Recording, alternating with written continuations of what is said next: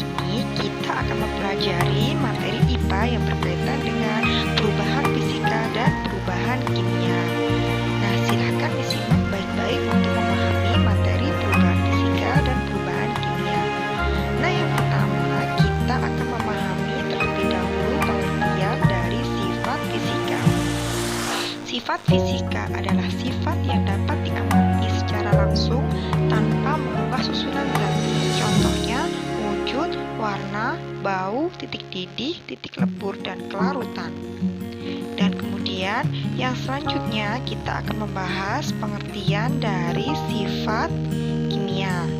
Nah, adapun pengertian dari sifat kimia yakni adalah sifat yang dapat diamati setelah suatu zat berubah menjadi zat lain.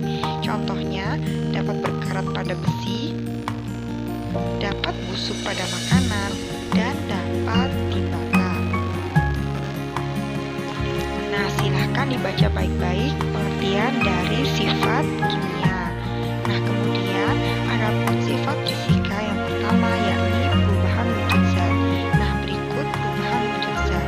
Yang pertama, gas ke padat merupakan peristiwa kristal, padat ke gas merupakan peristiwa memblim, gas ke cair merupakan peristiwa mengembun, cair ke gas merupakan peristiwa menguap, cair ke padat merupakan peristiwa membeku, padat ke cair merupakan peristiwa mencair atau melebur, seperti pada es batu, yakni saat es batu dikeluarkan maka es batu tersebut merupakan peristiwa mencair atau melebur.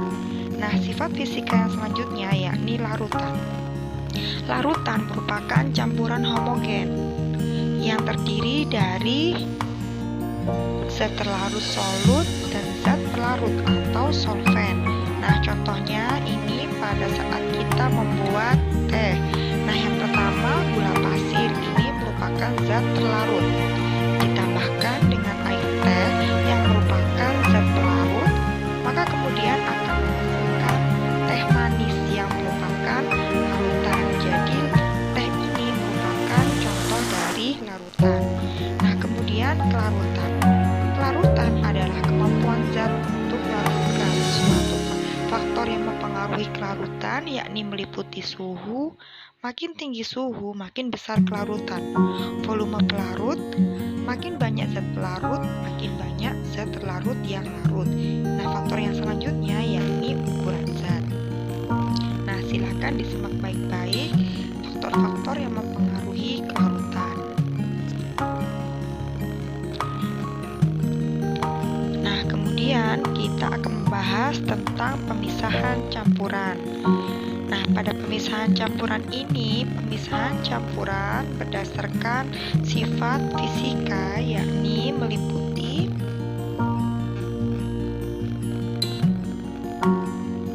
pengayakan, kemudian penyaringan.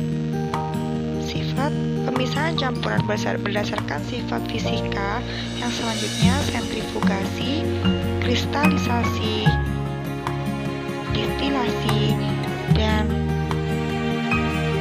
kromatografi. Kemudian yang selanjutnya yakni ekstraksi, dan pemisahan campuran yang selanjutnya yakni berdasarkan sifat kimia yang meliputi penjernihan air. Nah, silahkan diperhatikan baik-baik terlebih dahulu pemisahan campuran berdasarkan sifat fisika dan sifat kimia.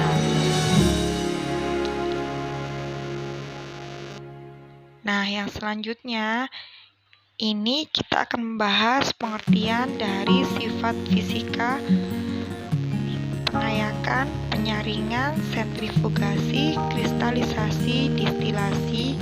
Yang pertama, kita akan membahas pemisahan campuran berdasarkan sifat fisika. Yang pertama, pengayakan merupakan pemisahan campuran berdasarkan perbedaan ukuran partikel. Nah, contohnya tukang bangunan menyaring pasir dapat kita temui pada saat membangun rumah atau membangun masjid. Nah, contohnya seperti itu. Kemudian sifat pemisahan campuran sifat fisika selanjutnya yakni penyaringan, digunakan untuk memisahkan padatan dengan cairan atau untuk menjernihkan pemisahan air dari teh, penyaringan jus jambu.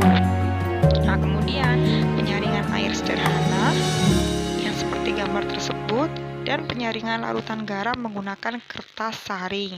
Nah, contohnya seperti pada gambar tersebut.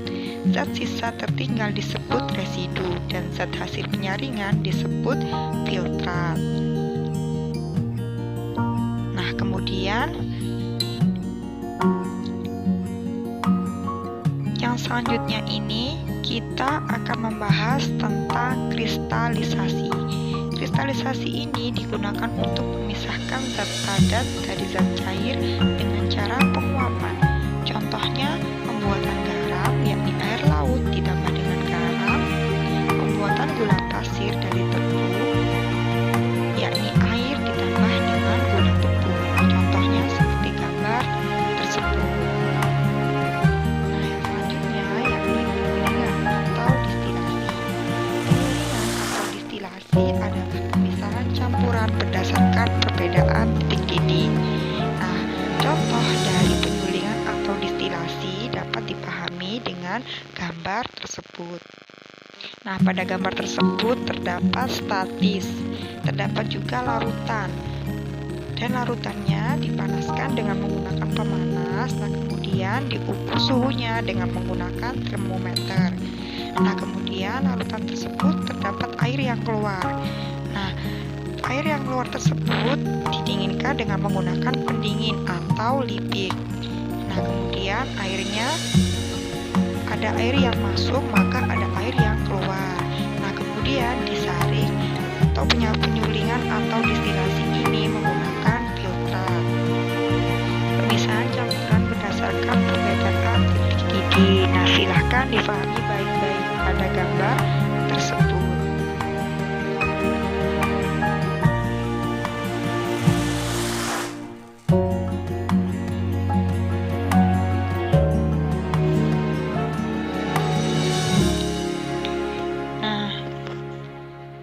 Yang selanjutnya, maka kita akan membahas tentang setelah penyulingan atau distilasi, maka kita akan membahas yakni tentang pemisahan campuran berdasarkan sifat fisika yang selanjutnya, yakni tentang distilasi.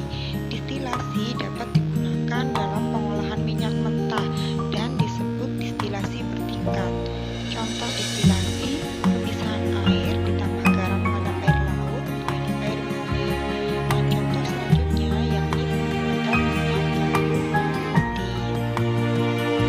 Nah, bisa dipahami terlebih dahulu. Kemudian sifat pemisahan campuran berdasarkan sifat fisika selanjutnya yakni sublimasi. Sublimasi adalah pemisahan campuran antara zat yang mudah menyublim dengan zat yang tidak dapat menyublim. Contohnya, zat yang dapat menyublim kapur barus, iodin, dan kafein. Nah, yang selanjutnya ada kromatografi. Kromatografi adalah pemisahan campuran berdasarkan daya serap zat penyerap atau absorben dengan zat penyusun. Nah, contohnya pada tinta, kapur warna, dan spidol warna. Kromatografi ini pemisahan campurannya masih berdasarkan sifat fisika. Nah, adapun pemisahan campuran berdasarkan sifat kimia, contohnya membersihkan air dari garam-garam kalsium dan magnesium, penambahan tawas pada penjernihan air. Tawas digunakan untuk mengumpulkan kotoran yang berupa lumpur halus. Nah, ini merupakan contoh dari pemisahan campuran yang berdasarkan sifat kimia. Nah, kemudian yang selanjutnya yakni kita akan membahas tentang perubahan kimia. Nah, pada perubahan kimia ini, perubahan kimia adalah perubahan zat yang menghasilkan zat jenis baru. Contohnya pada pembakaran. Nah, pada pembakaran seperti membakar api unggun yang menghasilkan arang. Pada pembakaran tersebut, maka api unggun itu akan menghasilkan arang. Nah, kemudian peragian atau fermentasi, yakni contohnya pada gambar tersebut singkong kemudian menjadi tape, dan kedelai yang menjadi tempe. Nah, ini merupakan contoh dari peristiwa peragian atau fermentasi. Perhatikan baik-baik terlebih dahulu pada gambar tersebut. Singkong yang diberi ragi atau fermentasi, maka singkong tersebut bisa menghasilkan tape. Nah, kedelai jika diberi ragi maka juga akan menghasilkan tempe yang sering kita makan sehari-hari, seperti itu. Nah, yang selanjutnya korosi atau perkaratan. Korosi atau perkaratan ini sering terjadi pada besi. Nah, dapat dilihat seperti pada contoh gambar tersebut. Itu merupakan contoh dari peristiwa korosi atau perkaratan. Nah, bisa dipahami baik ya. Nah, yang selanjutnya ini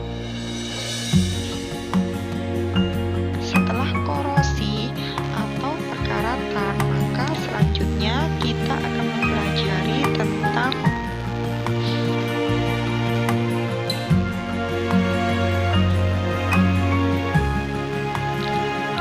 ciri-ciri perubahan kimia. Yang pertama, terjadi perubahan warna. Contohnya, buah menjadi masak, besi berkarat, roti menjadi kosong. Dan yang kedua, terjadi perubahan suhu. Contohnya, singkong menjadi tape, kedelai menjadi tempe. Dan yang ketiga, terbentuk gas.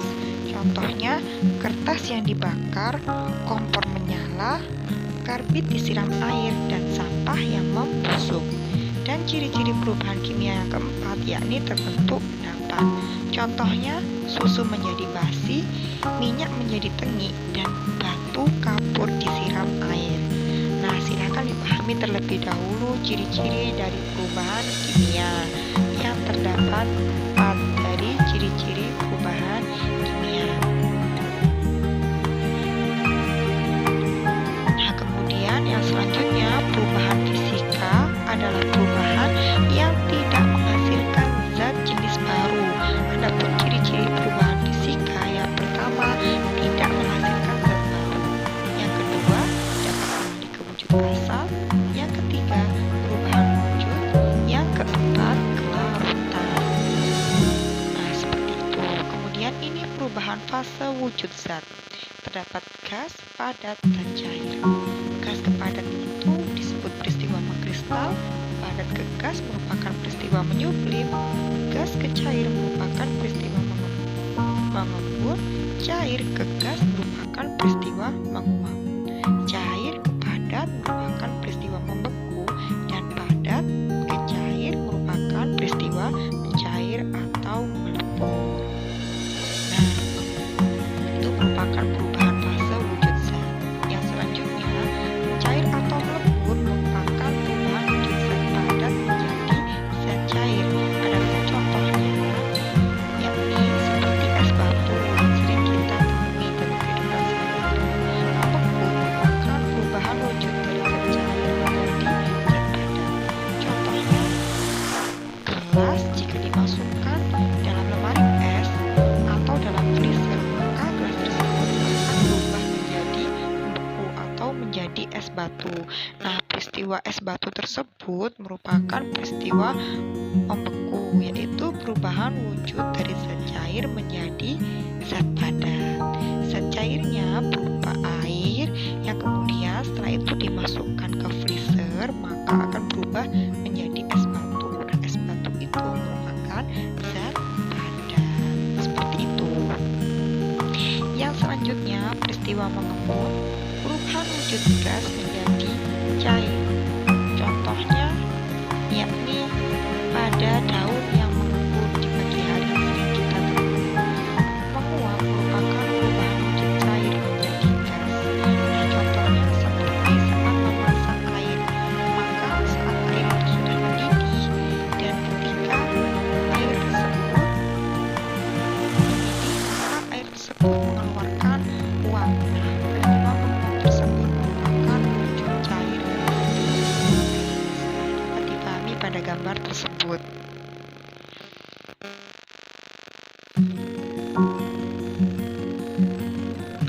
selanjutnya yakni menyublim. Menyublim merupakan perubahan wujud zat padat menjadi gas. Contohnya, nah seperti itu.